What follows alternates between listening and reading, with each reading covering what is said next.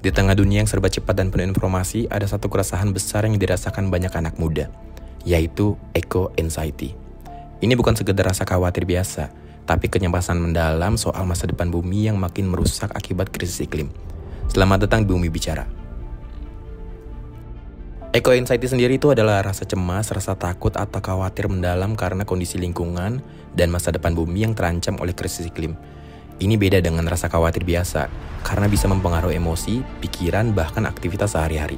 Misalnya, susah tidur, overthinking, gampang stres, atau merasa tidak berdaya saat melihat berita tentang bencana, polusi, dan kerusakan alam. Biasanya eco-anxiety ini paling banyak dirasakan oleh anak muda Gen Z, karena mereka banyak tumbuh di era digital, terbiasa terpapar informasi soal krisis iklim setiap harinya. Oke, halo semuanya, aku Amal, kerjaan di NGO yang fokus pada isu pendidikan lingkungan. Saat dengar istilah climate crisis, perubahan iklim, itu apa sih yang langsung terlintas di benak, di pikiran? Masa depan yang suram. Masa depan yang suram, kayak gimana tuh? Jadi gue ngebayangin tiap kontribusi kita untuk perubahan iklim itu satu langkah untuk menghancurkan masa depan kita.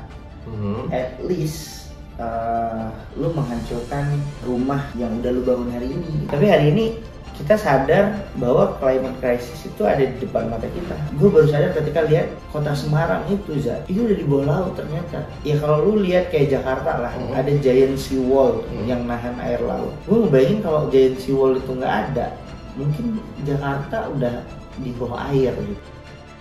Nah, ini beberapa data yang membuat kita mikir. Survei Global DLT 2023 nunjukin 21% Gen Z mempengaruhi perubahan iklim sebagai salah satu sumber kecemasan utama setelah biaya hidup dan pengangguran.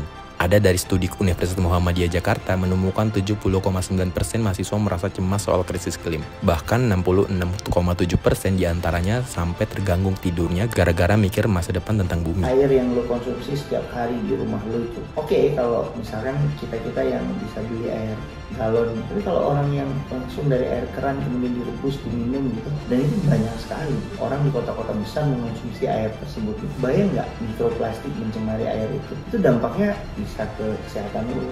Bahkan ada penelitian yang menyebutkan bahwa orang bisa gagal ginjal gara-gara minum air yang tercemar mikroplastik tadi. Kalau misalkan kita bilang, wah itu kan nggak mempengaruhi hidup gua secara langsung, ya nggak langsung, tapi sedikit partikel itu akan mengendap di tubuh lo. Di sisi lain, perubahan iklim yang biasanya lo keluar rumah nggak usah pakai sunscreen, nggak usah pakai topi, nggak usah pakai payung dan sebagainya. Ketika perubahan iklim terjadi, bahkan lo nggak sanggup jalan di jalanan.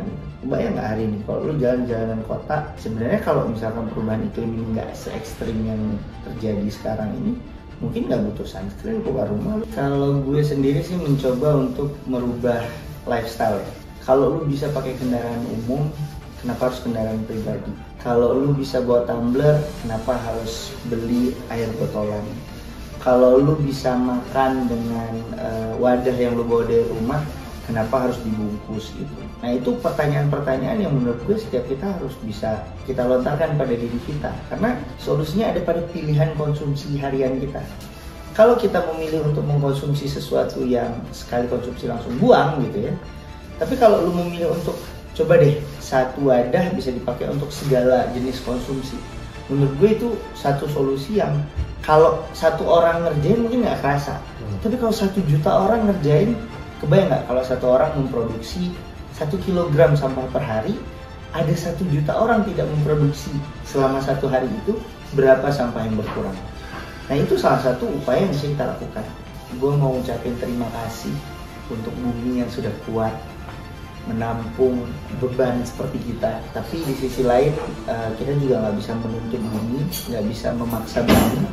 Yang harus kita paksa adalah kita sebagai konsumer, sebagai produsen yang setiap hari mungkin berdampak buruk bagi bumi. Yang kalau gue pikir ya, kita punya pilihan yang bisa kita pilih untuk mau memperbaiki atau melanjutkan kerusakan. Hari esok tuh bukan cuma milik kita, tapi milik generasi-generasi yang akan meneruskan kita. Dan bumi juga sama, bumi juga punya masa depan yang menurut gue bisa diperbaiki oleh kita gitu. Dan kesadaran-kesadaran itu ya harus kita munculkan dalam diri kita. Kita nggak bisa maksa bumi untuk terus menjadi penampung beban. Bahkan nih BMKG bilang kalau Gen Z adalah kelompok yang paling terdampak perubahan iklim.